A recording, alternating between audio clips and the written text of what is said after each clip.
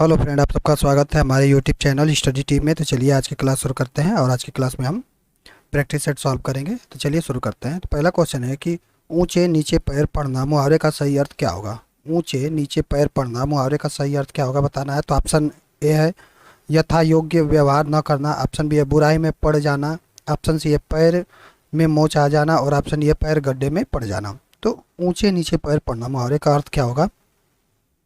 तो ये होगा कि बुराई में पड़ जाना। ऑप्शन नंबर बी सही होगा। अगला है आंखें चार होना मुहावरे का सही अर्थ क्या होगा। आंखें चार होना मुहावरे का सही अर्थ बताना है। तो ऑप्शन ए प्रेम होना, ऑप्शन बी है चश्मा लगाना, ऑप्शन सी है आमने सामने होना और ऑप्शन डी है आदर भाव घट जाना। तो आंखें चार होना मुहावरे का सही अर्थ क्या होगा। तो इसका सही अर्थ होगा आमने सामने होना। ऑप्शन नंबर सी सही होगा। अगला है निम्नलिखित सरल वाक्य को मिश्र वाक्य में रूपांतरित करें। गरीबों की सहायता करने वाले धर्मात्मा होते हैं। गरीबों की सहायता करने वाले धर्मात्मा होते हैं। इसको क्या करना है, हमको मिश्रित वाक्य में रूपांतरित करना है। तो ऑप्शन ए है जिन्हें गरीबों की सेवा करने का मौका मिलता है वे धर्मात्मा होते हैं। ऑप्शन बी है धर्मात्मा ही गरीबों की सेवा करते हैं। ऑप्शन सी है जो गरीबों की सहायता करते हैं वे धर्मात्मा होते हैं और ऑप्शन डी है गरीबों से सहायता करने वाले धर्मात्मा होते हैं। तो गरीबों की सहायता करने वाले धर्मात्मा होते हैं। इसका मिश्र वाक्य क्या होगा। तो इसका मिश्र वाक्य होगा कि जो गरीबों की सहायता करते हैं वे क्या कहलाते हैं, वे धर्मात्मा होते हैं। कौन सा ऑप्शन, ऑप्शन नंबर सी। जो गरीबों की सहायता करते हैं वे धर्मात्मा होते हैं। ऑप्शन नंबर सी सही होगा। अगला है निम्नलिखित संयुक्त वाक्य को सरल वाक्य में रूपांतरित करें। हमें आहार लेना चाहिए नहीं तो जी न सकेंगे। ठीक है, हमें आहार लेना चाहिए नहीं तो जी न सकेंगे। इसको क्या करना है, हमको सरल वाक्य में रूपांतरित करना है। तो ऑप्शन है हमें जीने के लिए आहार लेना चाहिए, ऑप्शन बी है हमें जी सकने के लिए आहार लेना चाहिए, ऑप्शन सी है हमें आहार लेना चाहिए ताकि जी सकें और ऑप्शन डी है यदि हम आहार न लेंगे तो मर जाएंगे। तो इसका सरल वाक्य क्या होगा। सरल वाक्य इसको हम बनाएंगे तो क्या होगा, हमें जीने के लिए आहार लेना चाहिए। कौन सा ऑप्शन, तो ये है ऑप्शन नंबर ए, हमें जीने के लिए आहार लेना चाहिए। ऑप्शन नंबर ए सही होगा। अगला है जो एक स्थान से हटाकर दूसरे स्थान पर भेजा गया हो के लिए एक शब्द क्या होगा। जो एक स्थान से हटाकर दूसरे स्थान पर भेजा गया हो उसके लिए एक शब्द बताना है कि क्या होगा। तो ऑप्शन ए स्थानांतरित, ऑप्शन बी है रूपांतरित, ऑप्शन सी है निर्वासित और ऑप्शन डी है स्थानांतरित। तो जो एक स्थान से हटाकर दूसरे स्थान पर भेजा गया हो उसे उसके लिए एक शब्द क्या होगा। तो उसके लिए एक शब्द होगा स्थानांतरित। ऑप्शन नंबर डी सही होगा। अगला है संध्या काल जब गायें चरकर लौटती हैं के लिए एक शब्द क्या होगा। संध्या काल जब गायें चरकर लौटती हैं के लिए एक शब्द बताना है तो क्या होगा। तो ऑप्शन में ए है समिधा, ऑप्शन बी है गोकाल, ऑप्शन सी है सांध्य और ऑप्शन डी है गोधुली। तो संध्या काल जब गायें चरकर लौटती हैं इसके लिए एक शब्द क्या होगा। तो संध्या काल जब गायें चरकर लौटती हैं उसके लिए एक शब्द होगा गोधुली। ऑप्शन नंबर डी सही होगा। अगला है निम्नलिखित में से कौन सा विलोम युग्म त्रुटिपूर्ण है। ठीक है, तुमको बताना है कि कौन सा विलोम युग्म है जो त्रुटिपूर्ण है।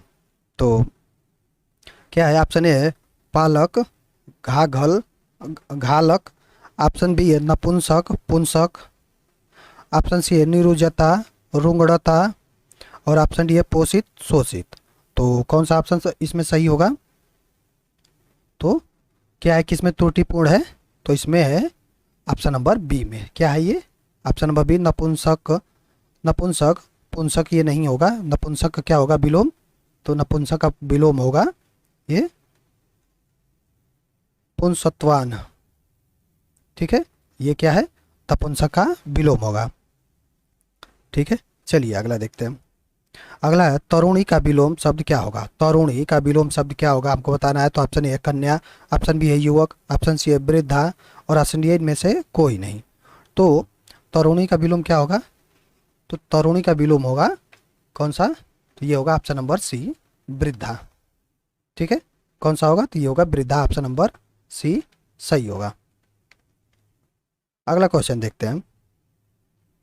अगला है कायर किसका विलोम है। कायर किसका विलोम है। तो ऑप्शन ए है दिलेर, ऑप्शन बी है कातर, ऑप्शन सी है साहस और ऑप्शन डी है डरपोक। तो कायर किसका विलोम है। तो कायर दिलेर का विलोम है। ठीक है, दिलेर का विलोम है किसका, कायर किसका है तो दिलेर का है, और किसका है तो वीर का भी क्या होगा, ये विलोम होगा, और साहसी का भी विलोम होगा। ठीक है, कायर किसका विलोम होगा तो दिलेर का, वीर का, साहसी, इसका भी विलोम होगा। अगला है त्रयमातुर निम्नलिखित में से किसका पर्याय है। त्रयमातुर निम्नलिखित में से किसका पर्याय है तो ऑप्शन ए है लक्ष्मण, ऑप्शन बी है ब्रह्मा, ऑप्शन सी है शिव, और ऑप्शन डी है गणेश। ठीक है, तो त्रयमातुर किसका त्रयमातुर किसका पर्याय है तो त्रयमातुर किसका है, लक्ष्मण का पर्याय है। ठीक है, ऑप्शन नंबर ए सही होगा। लक्ष्मण का और पर्याय क्या होता है तो ये होता है अनंत,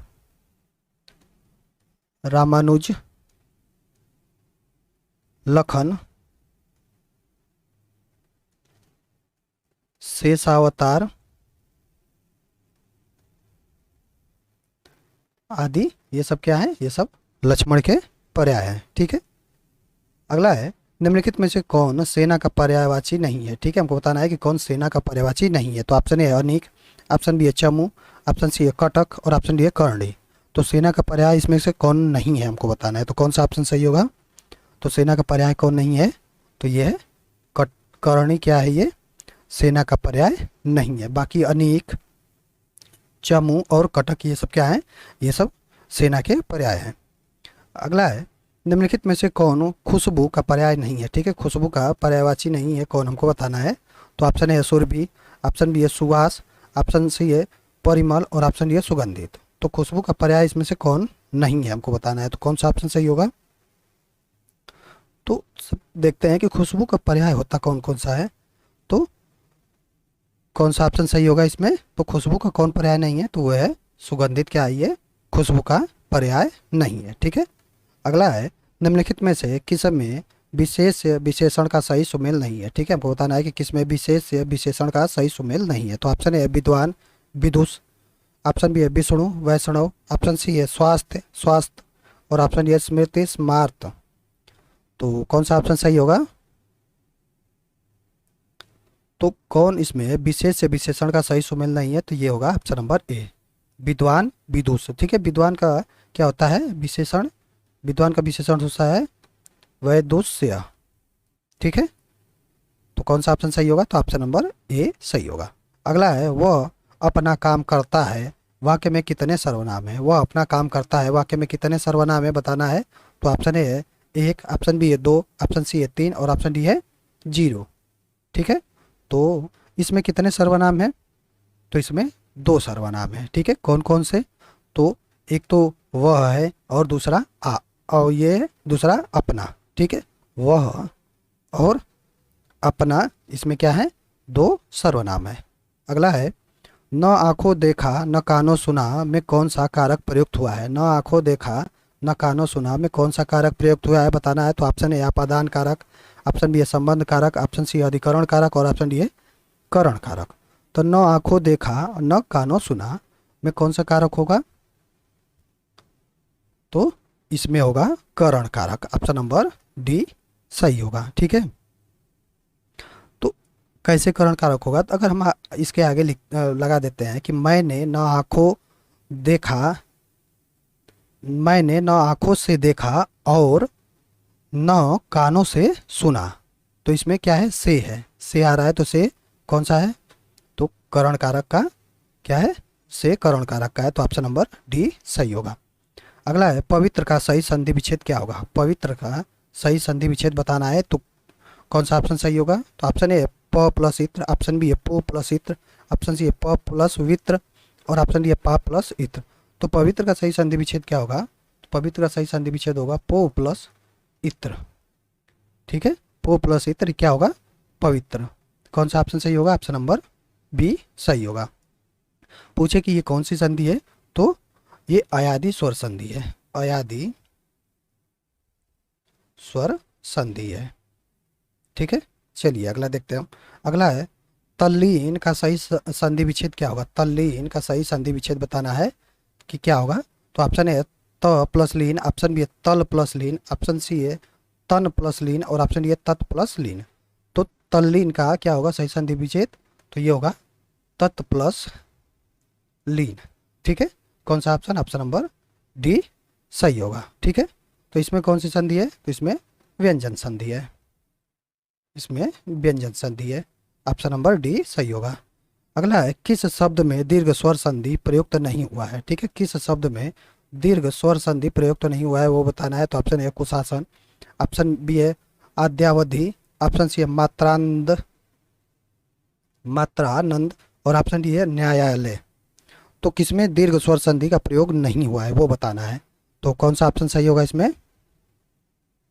तो ये होगा ऑप्शन नंबर सी मात्रानंद। क्या है ये? दीर्घ स्वर संधि नहीं है। इसमें कौन सी है? तो इसका हम संधि विच्छेद करेंगे तो क्या होगा? मातृ प्लस आनंद, मातृ प्लस आनंद करेंगे तो क्या होगा? ये मात्रा नंद होगा। और ये कौन सी संधि हो जाएगी? तो ये यण संधि हो जाएगी। ठीक है, इसी तरह कुशासन का अगर हम करेंगे तो कुशासन का संधि विच्छेद क्या होगा? कु कुश प्लस आसन। ठीक है, तो इसमें क्या है कि यहाँ पे क्या हो रहा है? तो यहाँ पे दीर्घ स्वर संधि है, दीर्घ स्वर संधि है। इसी तरह अद्यावधि का करेंगे तो अध प्लस अवधि होगा। इसमें भी क्या है? इसमें भी दीर्घ स्वर संधि है। न्यायालय में नया है प्लस आलय। ठीक है, तो इसमें भी दीर्घ संधि है। किसमें नहीं है? तो वो है मात्रानंद में दीर्घ स्वर संधि नहीं है। इसमें कौन सा है? यण संधि है। चलिए अगला देखते हैं। निम्नलिखित में से कौन अग्रस्वर नहीं है? ठीक है, अग्रस्वर बताना है कि कौन नहीं है। तो ऑप्शन ए है अ, ऑप्शन बी है ई, ऑप्शन सी है बड़ी और ऑप्शन डी है ए। तो इसमें अग्रस्वर कौन नहीं है बताना है। तो कौन सा ऑप्शन सही होगा? तो ये होगा ऑप्शन नंबर ए। अग्रस्वर किसे कहते हैं? तो जिन स्वरों का उच्चारण जीभ के अग्रभाग से के सहयोग से होता है उन्हें हम अग्रस्वर कहते हैं। अग्रस्वर किसे कहते हैं? तो जिन स्वरों का उच्चारण, जिन स्वरों का उच्चारण जीभ के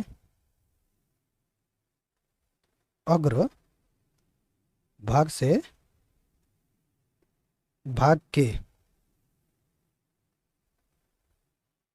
के सहयोग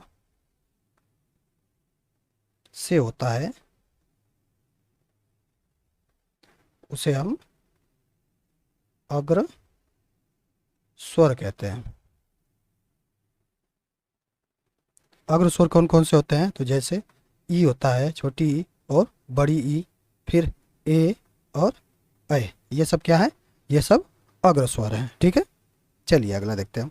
अगला है, निम्नलिखित में से कौन मौखिक स्वर है? ठीक है, मौखिक स्वर बताना है कि कौन इसमें मौखिक स्वर है। तो ऑप्शन ए है बड़ी ई, ऑप्शन बी है ए, ऑप्शन सी है यहाँ ऐ होगा और ऑप्शन डी है ओ। तो कौन सा ऑप्शन सही होगा? तो इसमें मौखिक स्वर कौन सा है? तो इसमें मौखिक स्वर होगा हमारा ऑप्शन नंबर ए, ई। क्या है? ये मौखिक स्वर है। मौखिक स्वर किसे कहते हैं? जिन स्वरों के उच्चारण में वायु केवल मुख से निकलती है उसे हम क्या बोलते हैं? उसे हम मौखिक स्वर कहते हैं। जिन स्वरों के उच्चारण में वायु केवल मुख से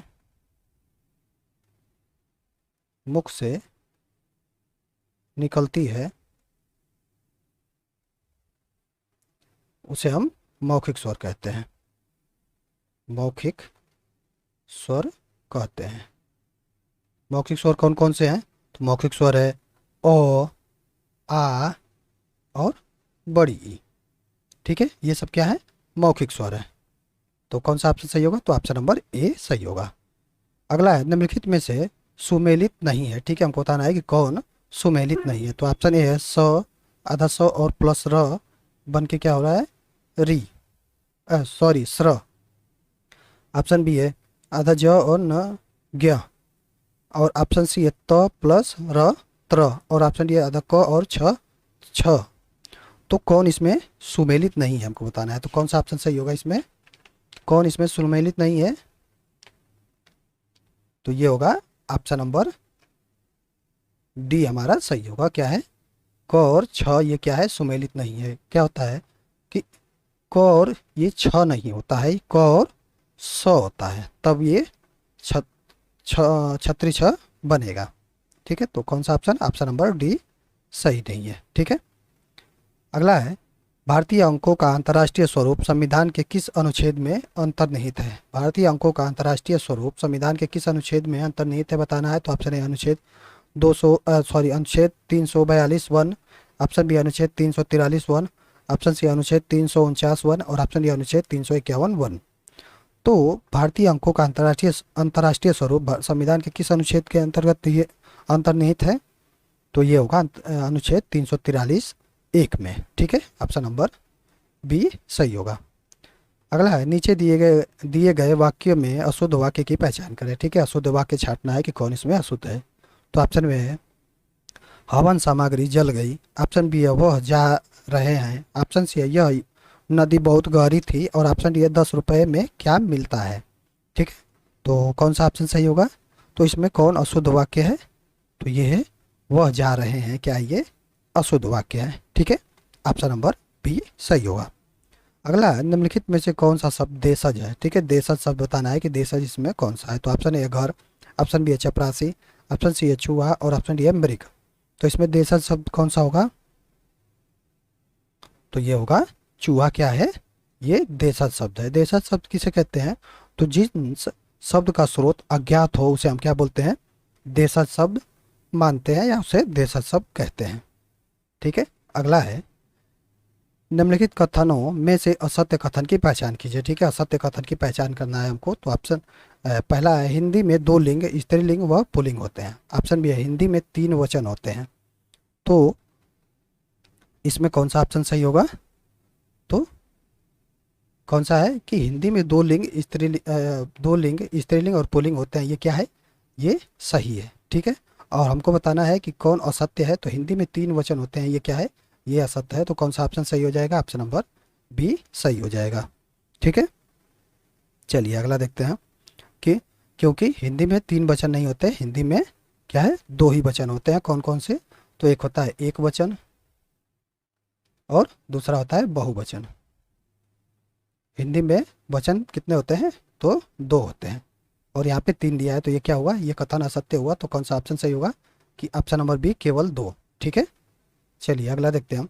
संविधान के 8वीं अनुसूची में शामिल निम्नलिखित में से कौन सी भाषा की लिपि देवनागरी नहीं है। ठीक है, संविधान के 8वीं अनुसूची में शामिल निम्नलिखित में से कौन सी भाषा की लिपि देवनागरी नहीं है बताना है। तो ऑप्शन है मणिपुरी, ऑप्शन बी है डोगरी, ऑप्शन सी है मराठी और ऑप्शन डी है नेपाली। तो कौन सा ऑप्शन सही होगा। तो ये है ऑप्शन नंबर ए सही होगा, मणिपुरी। मणिपुरी की क्या है भाषा, देवनागरी लिपि नहीं है। ये किसकी क्या है इसकी भाषा। तो मणिपुर की लिपि है कौन सी, मैतेई। मैतेई लिपि है मणिपुरी, लिखी जाती है किसमें, मैतेई लिपि में। ठीक है, बाकी डोगरी मराठी और नेपाली ये सब क्या है, ये सब देवनागरी लिपि में लिखी जाती है। ठीक है, निम्नलिखित में से किस शब्द में कर प्रत्यय प्रयुक्त हुआ है। ठीक है, कर प्रत्यय बताना है कि किस में प्रयुक्त हुआ है। तो ऑप्शन है रोक कर, रो कर, ऑप्शन बी है करा के, ऑप्शन सी है करके और ऑप्शन डी उपयुक्त सभी में। तो किस में कर प्रत्यय लगा हुआ है। तो ये होगा ऑप्शन नंबर डी, उपयुक्त सभी में क्या है, सभी में क्या है कर प्रत्यय लगा हुआ है। ठीक है, रो प्लस कर करेंगे तो इसमें क्या है, रोक प्लस कर करेंगे तो रोक कर, तो इसमें प्रत्यय क्या हुआ, कर हुआ। इसी तरह करा के में करा प्लस कर, तो इसमें भी क्या है कर प्रत्यय लगा हुआ है। इसमें करके कर प्लस कर करेंगे तो क्या होगा, करके होगा। तो इसमें भी कर प्रत्यय लगा है। तो ऑप्शन नंबर डी उपयुक्त सभी होगा। अगला है निम्नलिखित में से शुद्ध शब्द की पहचान करें। ठीक है, शुद्ध शब्द बताना है कि इसमें से शुद्ध कौन लिखा हुआ है।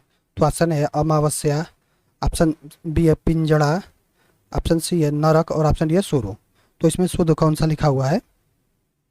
तो शुद्ध होगा ऑप्शन नंबर सी, नरक क्या है, ये शुद्ध शब्द है। ठीक है, अमावस्या का शुद्ध शब्द क्या होगा। तो अमावस्या का शुद्ध शब्द होगा अमावस्या। ठीक है, अमावस्या होगा ऐसे। पिजड़ा ऐसे नहीं होता है, पिंजरा होता है। इसका शुद्ध शब्द पिंजरा होता है, पिंजरा। ठीक है, और नरक शुद्ध ही है। शुरू में क्या होता है, इसमें बड़ा ऊ की मात्रा होती है, यहाँ पे शुरू में बड़ा ऊ होता है। चलिए अगला देखते हैं हम। अगला, निम्नलिखित में से अशुद्ध शब्द की पहचान करें। ठीक है, अशुद्ध शब्द बताना है कि कौन अशुद्ध है। तो ऑप्शन ए अतिथि, ऑप्शन बी है गृहिणी, ऑप्शन सी है मिठाई और ऑप्शन डी है झोपड़ी। तो इसमें अशुद्ध शब्द कौन सा है? तो इसमें अशुद्ध शब्द बताना है तो कौन सा है? गृहिणी। क्या है ये? अशुद्ध शब्द है। गृहिणी का शुद्ध शब्द क्या होगा? तो गृहिणी का शुद्ध शब्द होगा गृहिणी होगा, गृहिणी, गृहिणी नहीं होगा। ठीक है, इसका शुद्ध शब्द गृहिणी होगा। चलिए अगला देखते हैं हम। अगला, निम्नलिखित वाक्य में शुद्ध शब्द की पहचान करें। ठीक है, शुद्ध शब्द बताना है कि कौन शुद्ध है, शुद्ध वाक्य बचाना है। तो ऑप्शन ए टोपी वाला टोपी बेच रहा है, ऑप्शन बी है लाल लाल वाला कमीज अच्छा है, ऑप्शन सी है गांव वाला मकान गिर गया और ऑप्शन डी इनमें से कोई नहीं। तो इसमें शुद्ध वाक्य कौन सा होगा? तो इसमें शुद्ध वाक्य होगा ऑप्शन नंबर डी, इनमें से कोई नहीं। क्या है? इनमें से कोई नहीं शुद्ध शब्द है। ठीक है, तो टोपी वाला टोपी बेच रहा है, इसका शुद्ध क्या होगा? इसका शुद्ध होगा टोपी वाला टोपी बेच, क्या है? टोपी वाला टोपी बेच रहा है। ठीक है, और दूसरा है लाल वाला कमीज अच्छा है, तो इसका क्या होगा कि लाल वाली कमीज अच्छी है। ठीक है, लाल वाली कमीज अच्छी है, यहाँ पे वाली हो जाएगा इसका शुद्ध शब्द। गांव वाला मकान गिर गया। ठीक है, तो इसका शुद्ध शब्द क्या होगा कि गांव वाला मकान गिर गया। ठीक है, यहाँ पे इन दोनों के बीच गैप रहेगा। ठीक है, तो ये क्या होगा? ये शुद्ध हो जाएगा। और यहाँ पे ये दोनों आपस में मिले रहेंगे तो ये क्या होगा? ये शुद्ध हो जाएगा। चलिए अगला देखते हैं। अगला है आनंद मग्न में कौन सा समास व्याप्त है। ठीक है, आनंद मग्न में कौन सा समास है बताना है। तो ऑप्शन ए संबंध तत्पुरुष, ऑप्शन बी अधिकरण तत्पुरुष, ऑप्शन सी है करण तत्पुरुष और ऑप्शन डी है संप्रदान तत्पुरुष। तो आनंद मग्न में कौन सा समास होगा? तो इसमें होगा ऑप्शन नंबर बी अधिकरण तत्पुरुष होगा। ठीक है, ऑप्शन नंबर बी अधिकरण तत्पुरुष होगा। तो आनंद मग्न का अगर समास विग्रह करेंगे तो क्या होगा? तो इसका होगा आनंद, आनंद में मग्न। ठीक है, तो अधिकरण तत्पुरुष में क्या होता है? तो अधिकरण तत्पुरुष में होता है में और पर। ठीक है, तो यहाँ पे क्या है? में का प्रयोग हुआ है, तो कौन सा होगा? अधिकरण तत्पुरुष होगा। अगला है निम्नलिखित में से किस में वैकल्पिक द्वंद्व समास व्याप्त है। ठीक है, हमको बताना है कि किस में वैकल्पिक द्वंद्व समास व्याप्त है। तो ऑप्शन ए दिया बत्ती, ऑप्शन बी है मारपीट, ऑप्शन सी है लेन देन और ऑप्शन डी है आय व्यय। तो किस में वैकल्पिक द्वंद्व समास है? तो ये होगा आय व्यय में क्या है? वैकल्पिक द्वंद्व समास है। ठीक है, चलिए अगला देखते हैं हम। अगला है निम्नलिखित में से कौन सुमेलित नहीं है। ठीक है, हमको बताना है कि कौन सुमेलित नहीं है। तो ऑप्शन ए घनश्याम बहुब्रीहि समास, ऑप्शन बी है विधवा कर्मधारय समास, ऑप्शन सी है आशातीत तत्पुरुष समास और ऑप्शन डी है इनमें से कोई नहीं। तो कौन सा ऑप्शन सही होगा? हमको बताना है कि कौन सुमेलित नहीं है। ठीक है, ठीक है, तो कौन सा ऑप्शन सही होगा? तो ये होगा option number B. Option number B क्या है? विधवा कर्मधारय समास। ये क्या है? ये सुमेलित नहीं है। ठीक है, विधवा क्या होगा? तो विधवा होगा बहुब्रीहि समास, ये कर्मधारय समास नहीं होगा। ठीक है, चलिए अगला देखते हैं हम।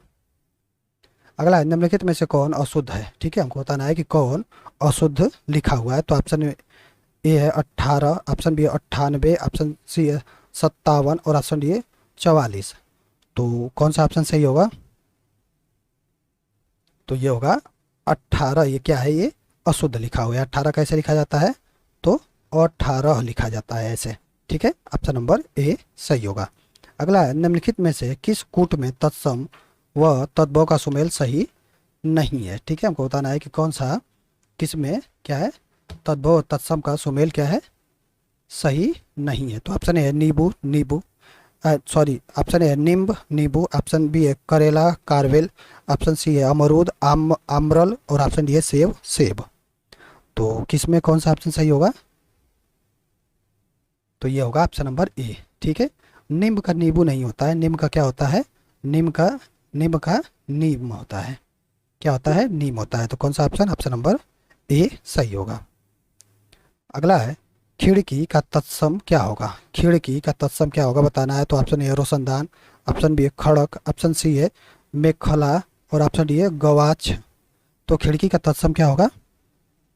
तो खिड़की का तत्सम होता है गवाक्ष। ऑप्शन नंबर डी सही होगा। ठीक है, अगला है निम्नलिखित में से तत्सम शब्द की पहचान करें। ठीक है, तत्सम शब्द बताना है कि इसमें तत्सम कौन है। तो ऑप्शन ए है डंडा, ऑप्शन बी है पापड़, ऑप्शन सी है पलाश और ऑप्शन डी है शक्कर। तो कौन इसमें तत्सम शब्द है? तो ये होगा ऑप्शन नंबर सी, पलाश। क्या है ये? पलाश क्या है? तत्सम शब्द है। ठीक है, चलिए अगला देखते हैं हम। अगला है जिसकी सीमा न हो के लिए एक शब्द क्या होगा? जिसकी सीमा न हो के लिए एक शब्द क्या होगा? तो ऑप्शन ए असीम, ऑप्शन बी असीमित, ऑप्शन सी है सतत और ऑप्शन डी अपार। तो जिसकी सीमा न हो उसके लिए एक शब्द क्या होगा? तो उसके लिए एक शब्द होगा असीम। ऑप्शन नंबर ए सही होगा। ठीक है, अगला देखते हैं हम। स्त्रीलिंग शब्द की पहचान करें। ठीक है, स्त्रीलिंग शब्द बताना है कि इसमें से कौन स्त्रीलिंग है। तो ऑप्शन ए कोयल, ऑप्शन बी है घुंघरू, ऑप्शन सी है ताला और ऑप्शन डी है तमंचा। तो स्त्रीलिंग शब्द इसमें से कौन सा होगा? तो ये होगा कोयल। क्या है? ये स्त्रीलिंग है। ठीक है, ऑप्शन नंबर ए सही होगा। अगला है निम्नलिखित में से कौन सा शब्द पुल्लिंग है? ठीक है, पुल्लिंग बताना है कि कौन पुल्लिंग है। तो ऑप्शन ए कटार, ऑप्शन बी है गजल, ऑप्शन सी है आपदा और ऑप्शन डी है गठबंधन। तो कौन सा ऑप्शन सही होगा इसमें? तो इसमें क्या है, पुल्लिंग कौन सा है? तो ऑप्शन नंबर डी गठबंधन। क्या है? ये पुल्लिंग शब्द है। ऑप्शन नंबर डी सही होगा।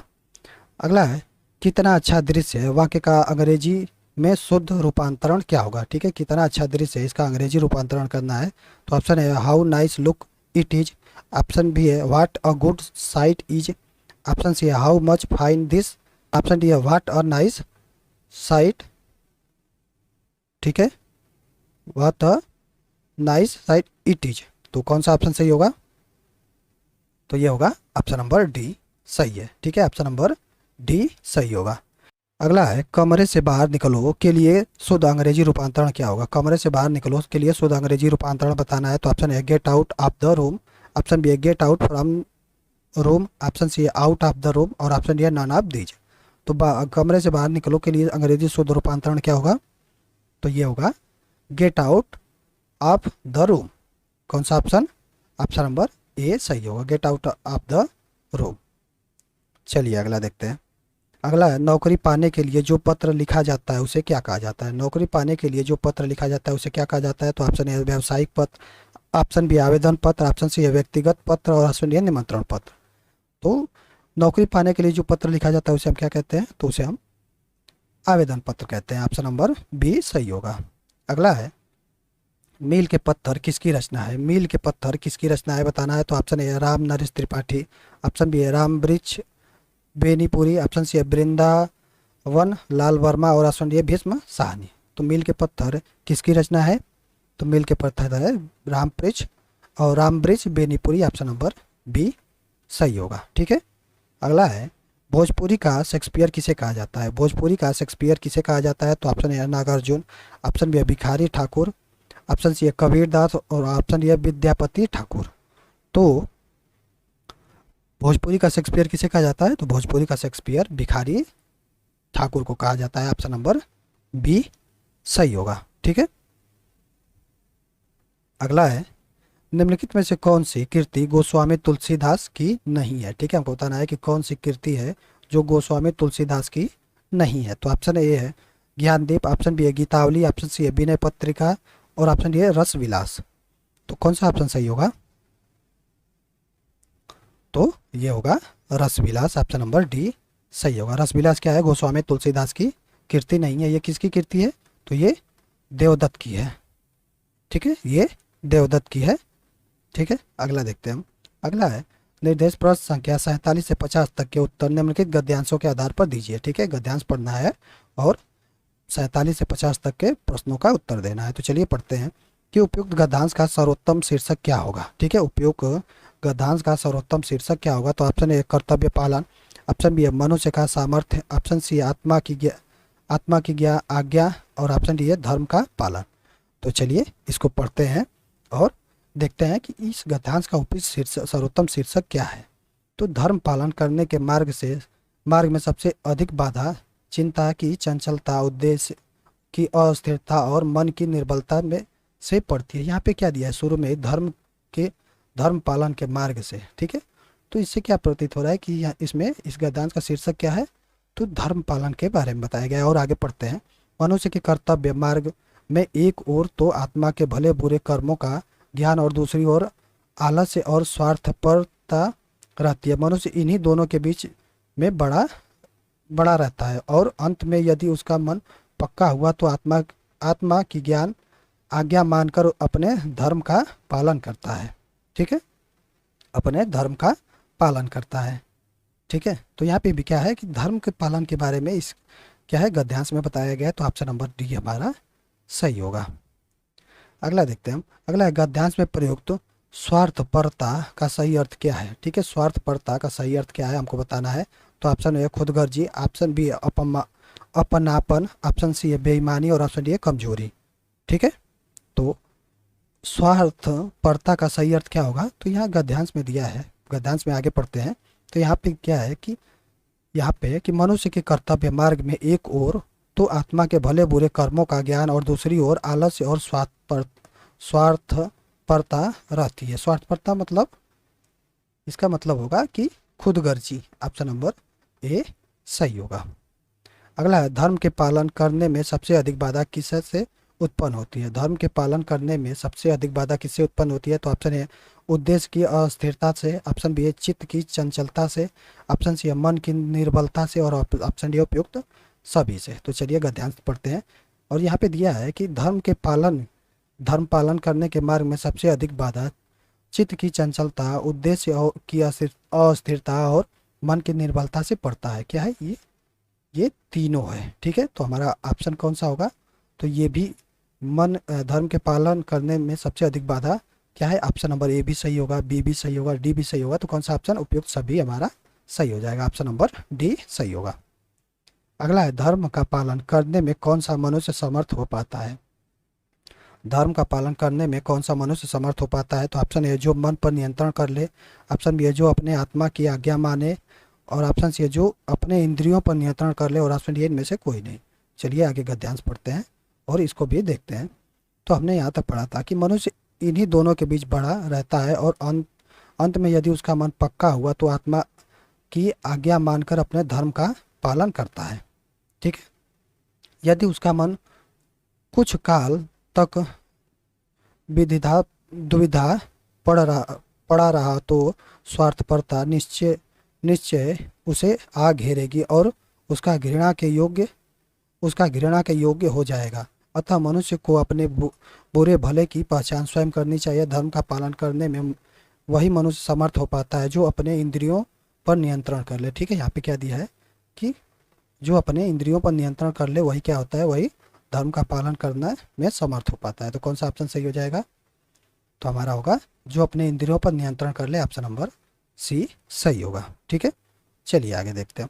आगे हम जनरल नॉलेज सॉल्व करेंगे। तो ऑप्शन ए है पहला 51 नंबर है कि मानव तंत्र में निम्नलिखित में से कौन सा एंजाइम नहीं है। ठीक है, मानव तंत्र में निम्नलिखित में से कौन सा एंजाइम नहीं है बताना है। तो ऑप्शन ए है टाइलिन, ऑप्शन बी है पेप्सिन, ऑप्शन सी है गैस्ट्रिन और ऑप्शन डी है ट्रिप्सिन।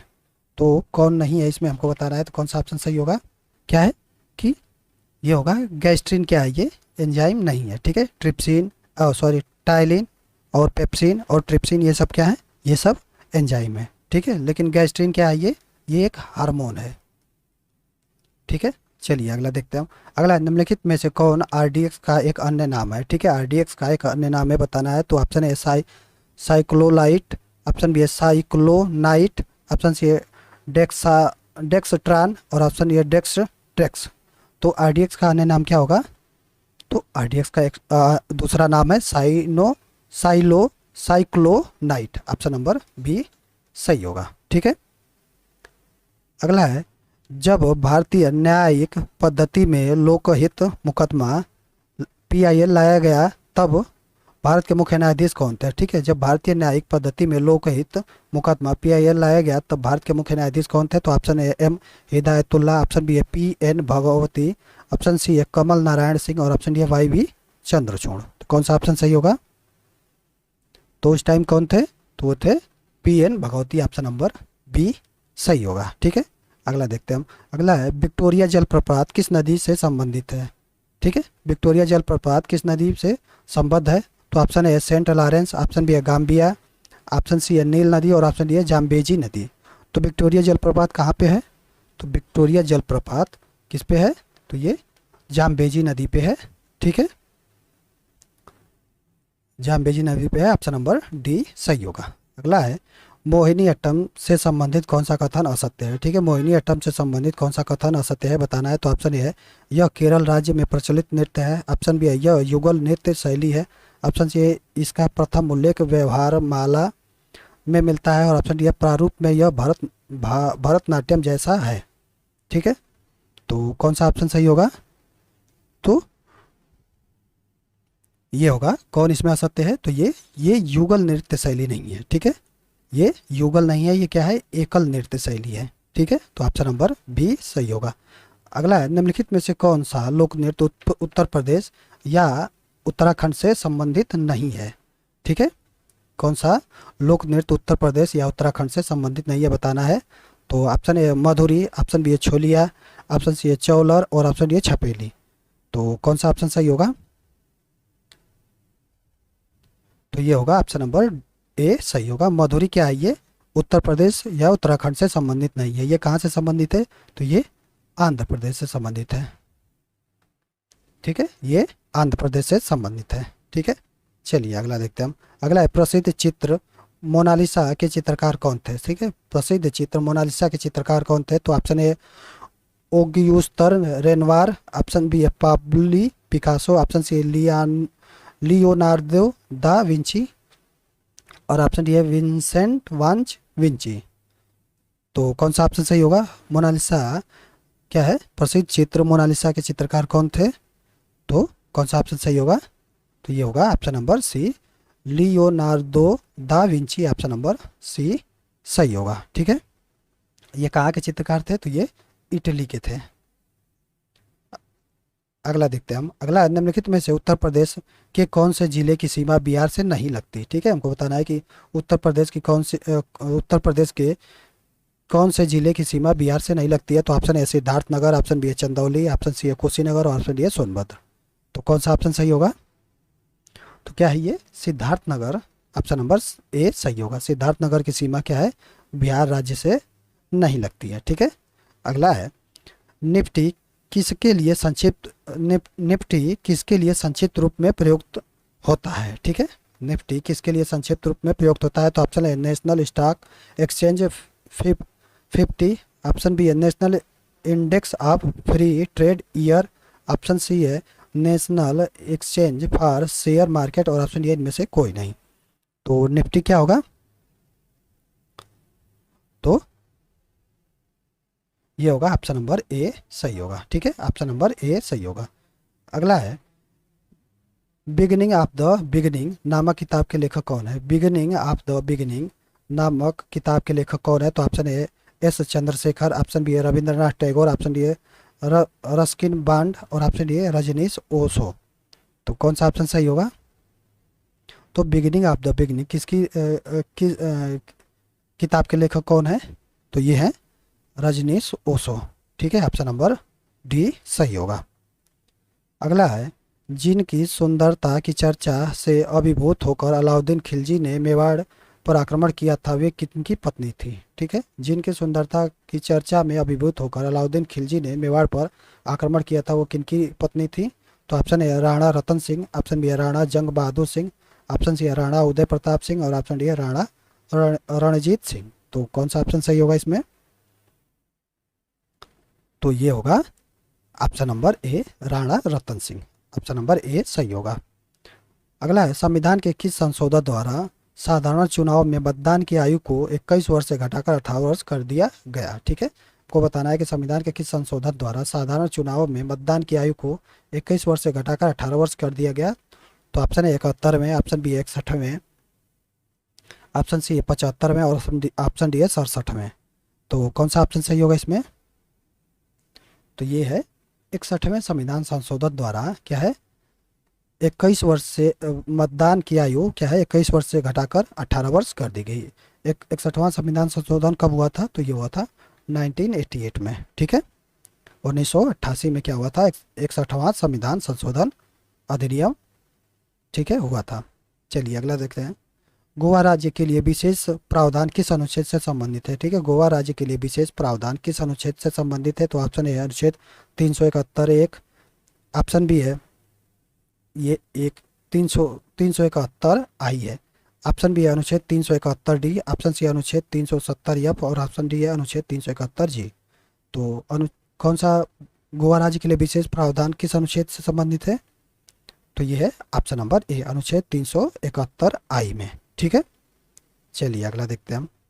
अगला है संविधान के भाग 5 के अंतर्गत संसद संबंधी प्रावधान किस अनुच्छेद में वर्णित है? ठीक है, संविधान के भाग 5 के अंतर्गत संसद संबंधी प्रावधान किस अनुच्छेद में वर्णित है बताना है। तो अनुच्छेद 52 से 78 तक, ऑप्शन बी अनुच्छेद 79 से 122, ऑप्शन सी है अनुच्छेद 75 से 121 और ऑप्शन डी अनुच्छेद इनमें से कोई नहीं। तो कौन सा ऑप्शन सही होगा?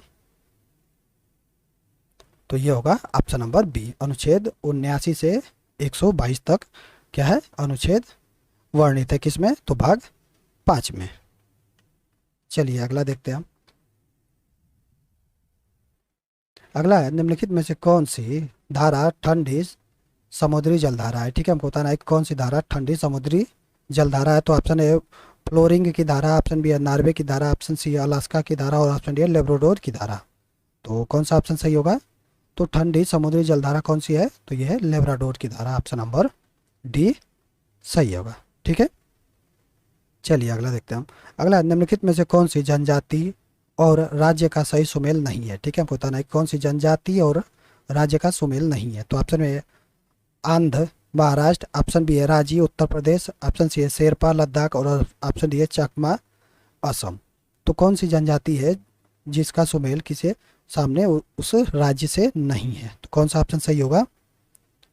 तो ये होगा ऑप्शन नंबर सी शेरपा क्या है? लद्दाख नहीं है, शेरपा का होगा क्या है? शेरपा जनजाति कहाँ होती है? सिक्किम में होती है। ठीक है, ऑप्शन नंबर सी सही होगा। अगला है दाबोलिम दाबोलिम हवाई अड्डा किस राज्य में है? दाबोलिम हवाई अड्डा किस राज्य में है? तो option A Arunachal Pradesh, option B है महाराष्ट्र, ऑप्शन सी है मेघालय और ऑप्शन डी है गोवा। तो दाबोलिम हवाई अड्डा कहाँ पे है? तो ये गोवा राज्य में है, ऑप्शन नंबर डी सही होगा। अगला है निम्नलिखित में से कौन ओजोन परत संरक्षण हेतु समझौता है? ठीक है, बता रहा है कि कौन ओजोन परत संरक्षण हेतु समझौता है। तो option A Cartagena Protocol, option B है जेनेवा प्रोटोकॉल, ऑप्शन सी है मॉन्ट्रियल प्रोटोकॉल और ऑप्शन डी उपयुक्त सभी। तो कौन सा ऑप्शन सही होगा? तो ओजोन परत संरक्षण हेतु समझौता कौन सा है? तो वो है Montreal protocol, option number C सही होगा। ठीक है, मॉन्ट्रियल प्रोटोकॉल कब हुआ था? ये तो 1987 में। ठीक है, चलिए अगला देखते हैं हम। अगला है टोक्यो ओलंपिक में कौन से भारतीय खिलाड़ी रजत पदक विजेता थे?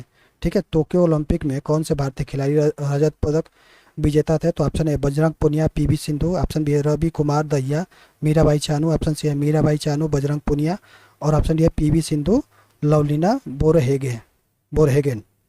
तो कौन सी खिलाड़ी थी जो रजत पदक जीता था किसमें? Tokyo Olympic. तो कौन सा ऑप्शन सही होगा? तो ये है मीराबाई चानू और मीराबाई चानू और Ravi Kumar Dahiya, option number B सही होगा। अगला है रेडियो एक्टिविटी की मापन किसके द्वारा की जाती है? रेडियो एक्टिविटी की मापन किसके द्वारा की जाती है? तो option A Geiger counter, option B है नैनोमीटर, ऑप्शन सी है पायरोमीटर और ऑप्शन डी है इनमें से कोई नहीं। तो रेडियो एक्टिविटी की माप किस में की जाती है? तो गीगर काउंटर में, ऑप्शन नंबर ए सही होगा। अगला है प्लान्ड इकोनॉमिक फॉर इंडिया किसकी पुस्तक है? प्लान्ड इकोनॉमी फॉर इंडिया किसकी पुस्तक है? तो ऑप्शन है लाला श्रीराम, ऑप्शन बी है जान मथाई, ऑप्शन सी है पीसी महालनोबिस और ऑप्शन डी है एम विश्वेश्वरैया। तो प्लान्ड इकोनॉमिक फॉर इंडिया किसकी पुस्तक है? तो ये है एम विश्वेश्वरैया। ठीक है, ऑप्शन नंबर डी सही होगा। अगला है तिपाई मुख जल विद्युत परियोजना किस नदी पर है? तिपाई मुख जल विद्युत परियोजना किस नदी पे है? तो option A Godavari, option B है पेरियार, ऑप्शन सी है सतलज और ऑप्शन डी है बराक। तो तिपाई मुख जल विद्युत परियोजना किस नदी पे है? तो ये बराक नदी पे है, ऑप्शन नंबर डी सही होगा। और कहाँ पे है ये? तो ये मणिपुर में है। ये कहाँ पे है? मणिपुर में है, तो ऑप्शन नंबर डी सही होगा। अगला है स्तूप का संबंध महात्मा बुद्ध के जीवन की किस घटना से है। स्तूप का संबंध महात्मा बुद्ध के जीवन की किस घटना से है। तो ऑप्शन ए गिरि त्याग, ऑप्शन बी है प्रथम उपदेश, ऑप्शन सी है महापरिनिर्वाण और ऑप्शन ए वर्षा काल के दौरान प्रवास। तो स्तूप का संबंध महात्मा बुद्ध के जीवन की किस घटना से है। तो यह है महापरिनिर्वाण, ऑप्शन नंबर सी सही होगा। अगला है मगध राज्य की पहली राजधानी कौन थी। मगध राज्य की पहली राजधानी कौन थी। तो option A Giribraj, option B है पाटलिपुत्र, ऑप्शन सी है वैशाली और ऑप्शन डी है नालंदा। तो मगध राज्य की पहली राजधानी कौन थी। तो मगध राज्य की पहली राजधानी थी गिरिब्रज, ठीक है, गिरिब्रज, जिसको हम राजगीर कहते हैं। राजगीर गिरिब्रज थी, राजगीर गिरिब्रज थी, ऑप्शन नंबर ए सही होगा। अगला है जीवक किस शासक के राजवैद्य थे। ठीक है, जीवक किस शासक के राजवैद्य थे। तो option A Bindusara, option B Harshavardhana, option C Kanishka और ऑप्शन डी है बिंबिसार। तो जीवक किस शासक के राजवैद्य थे। तो ये बिंबिसार के थे, ठीक है, ऑप्शन नंबर डी सही होगा। अगला है सत्यशोधक समाज की स्थापना किसने की थी। सत्यशोधक समाज की स्थापना किसने की थी। तो ऑप्शन ए नारायण गुरु, ऑप्शन बी है विनोबा भावे, ऑप्शन सी है ज्योतिबा फुले और ऑप्शन डी है बाबा आमटे।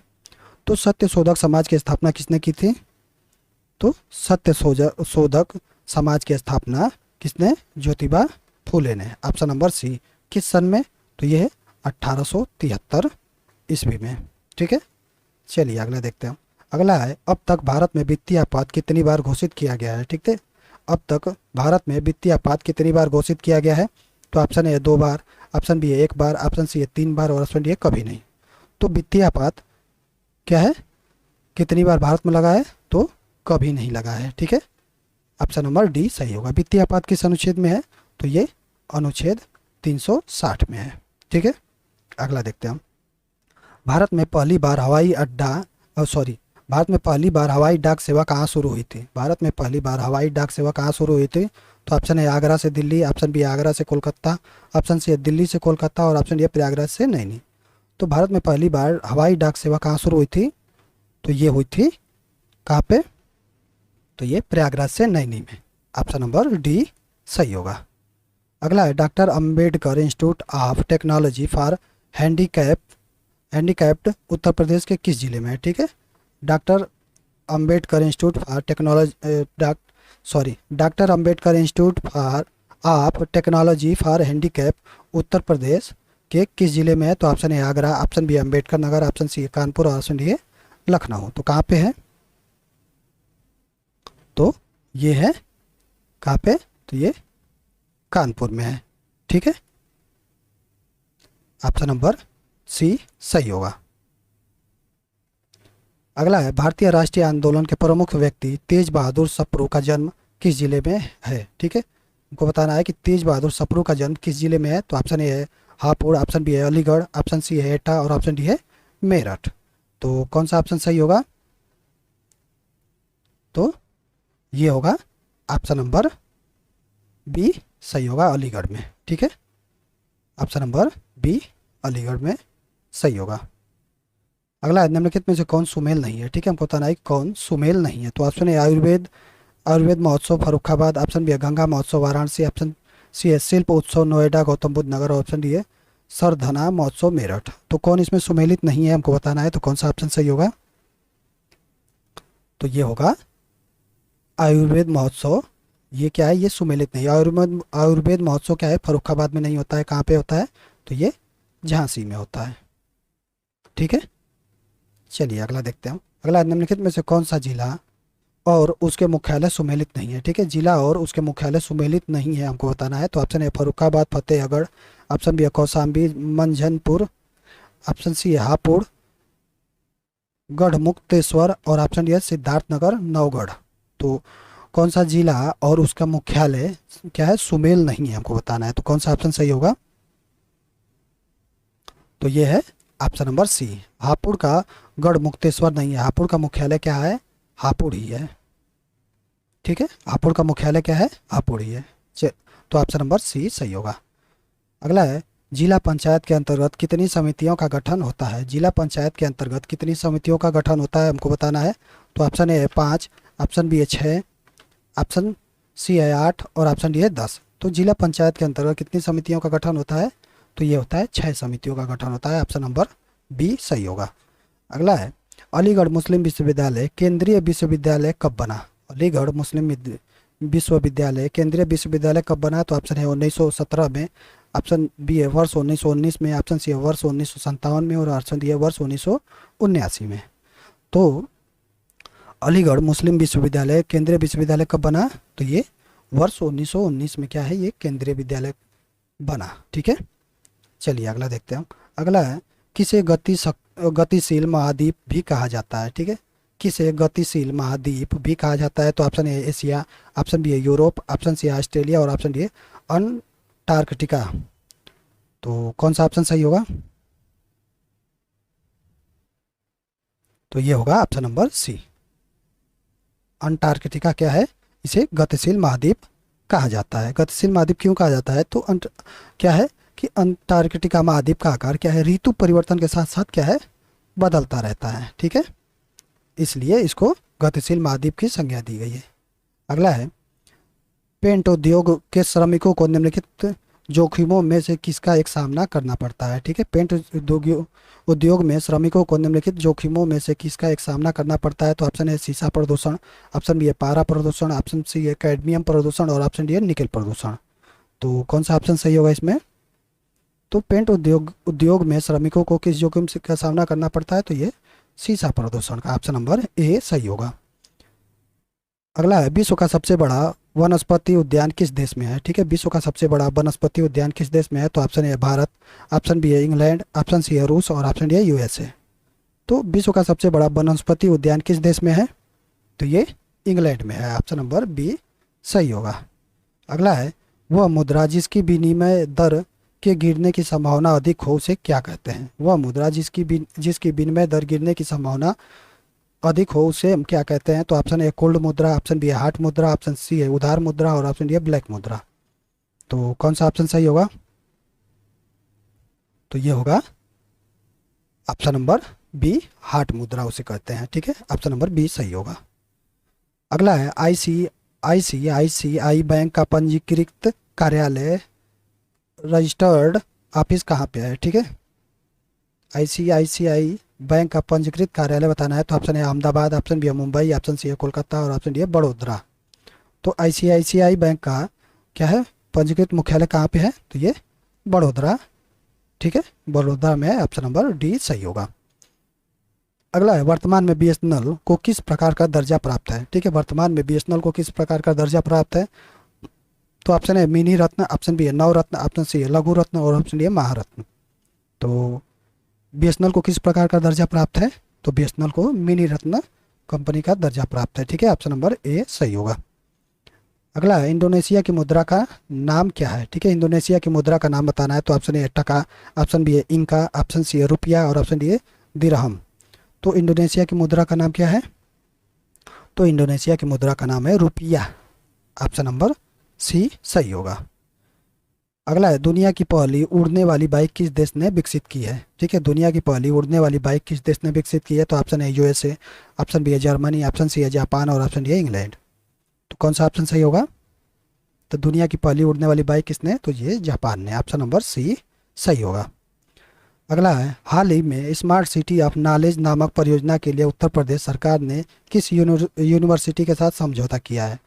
ठीक है, हाल ही में स्मार्ट सिटी ऑफ नॉलेज नामक परियोजना के लिए उत्तर प्रदेश सरकार ने किस यूनिवर्सिटी के साथ समझौता किया है? तो ऑप्शन है येल यूनिवर्सिटी, ऑप्शन बी है आस्टिन यूनिवर्सिटी, ऑप्शन सी है स्टैनफोर्ड यूनिवर्सिटी, ऑप्शन डी है कैम्ब्रिज यूनिवर्सिटी। तो उत्तर प्रदेश सरकार ने किस यूनिवर्सिटी के साथ समझौता किया है कि स्मार्ट सिटी ऑफ नॉलेज नामक परियोजना के लिए? तो ये होगा ऑस्ट्रेन यूनिवर्सिटी। ऑप्शन नंबर बी सही होगा। अगला है निम्नलिखित में से सबसे छोटा एक्सप्रेसवे कौन सा है? ठीक है, सबसे छोटा एक्सप्रेसवे बताना है किसमें से, ये चारों ऑप्शन में से सबसे छोटा एक्सप्रेसवे कौन सा है? तो ऑप्शन है Lucknow Kanpur expressway, option B है Gorakhpur link expressway, option C है दिल्ली मेरठ एक्सप्रेसवे और ऑप्शन डी है यमुना एक्सप्रेसवे। तो कौन सा ऑप्शन सही होगा? तो सबसे छोटा एक्सप्रेसवे है Lucknow Kanpur expressway. Option number A सही होगा। अगला है किस तारीख को राष्ट्रीय डॉल्फिन दिवस मनाने का फैसला किया गया है? ठीक है, किस तारीख को राष्ट्रीय डॉल्फिन दिवस मनाने का फैसला किया गया है? तो ऑप्शन ए 9 अक्टूबर, ऑप्शन बी 5 सितंबर, ऑप्शन सी 5 अक्टूबर और ऑप्शन डी 10 दिसंबर। तो राष्ट्रीय डॉल्फिन दिवस किस तारीख को मनाया जाता है? तो यह है 5 अक्टूबर को। ऑप्शन नंबर सी सही होगा। ठीक है, अगला है, हाल ही में नेपाल के प्रधानमंत्री के रूप में किसने शपथ ली? ठीक है, नेपाल के प्रधानमंत्री के रूप में किसने शपथ ली? तो option A KP Sharma Oli, option B है पुष्प कमल दहल प्रचंड, ऑप्शन सी है शेर बहादुर देउवा और ऑप्शन डी है रवि लामिछाने। तो नेपाल के प्रधानमंत्री के रूप में किसने शपथ ली है? तो ये लिए हैं कौन सा ऑप्शन? तो ये होगा ऑप्शन नंबर बी, पुष्प कमल दहल प्रचंड। ऑप्शन नंबर बी सही होगा। अगला है, नंदा झील नामक आर्द्रभूमि किस राज्य में है? नंदा झील नामक आर्द्रभूमि किस राज्य में है? तो option A Uttarakhand, option B है उत्तर प्रदेश, ऑप्शन सी है उड़ीसा और ऑप्शन डी है गोवा। तो नंदा झील नामक आर्द्रभूमि किस राज्य में है? तो ये गोवा राज्य में है। ऑप्शन नंबर डी सही होगा। अगला है, भारत में 120 माइक्रोन से कम मोटाई वाले सिंगल यूज पॉलीथीन बैग पर, ठीक है, बैग पर कब से प्रतिबंध लगा दिया गया? ठीक है, भारत में 120 माइक्रोन से कम मोटाई वाले single use plastic bag polythene bag पर कब से प्रतिबंध लगा दिया गया? तो ऑप्शन ए 1 सितंबर 2023 से, ऑप्शन बी 1 दिसंबर 2022 से, ऑप्शन सी 21 दिसंबर 2021 से और ऑप्शन डी इनमें से कोई नहीं। तो कब से 120 माइक्रोन से कम मोटाई वाले सिंगल यूज पॉलीथीन पर बैन लगाया गया? तो ये है 1 दिसंबर 2022 से बैन लगा हुआ है। ठीक है, अगला है, विश्व की सबसे ऊंची शिव प्रतिमा भारत के किस प्रदेश में स्थापित की गई है? विश्व की सबसे ऊंची शिव प्रतिमा भारत के किस प्रदेश में स्थापित की गई? तो option A Gujarat, option B है राजस्थान, ऑप्शन सी है हिमाचल प्रदेश और ऑप्शन डी है कर्नाटक। तो कहाँ पे स्थापित की गई है? तो यह है राजस्थान में स्थापित की गई है। ऑप्शन नंबर डी सही होगा। अगला है, वह भारतीय शहर जिसने हाल ही में वर्ल्ड ग्रीन सिटी पुरस्कार 2022 से सम्मानित किया गया। ठीक है, वह भारतीय शहर जिसे हाल ही में वर्ल्ड ग्रीन सिटी पुरस्कार 2022 से सम्मानित किया गया। तो option A Bengaluru, option B है देहरादून, ऑप्शन सी है नागपुर और ऑप्शन डी है हैदराबाद। कौन सा ऑप्शन सही होगा? तो ये है हैदराबाद। ऑप्शन नंबर डी सही होगा। तो चलिए आज की इस वीडियो में इतना ही। अगर वीडियो आपको अच्छी लगी हो तो वीडियो को लाइक करें, चैनल को सब्सक्राइब करें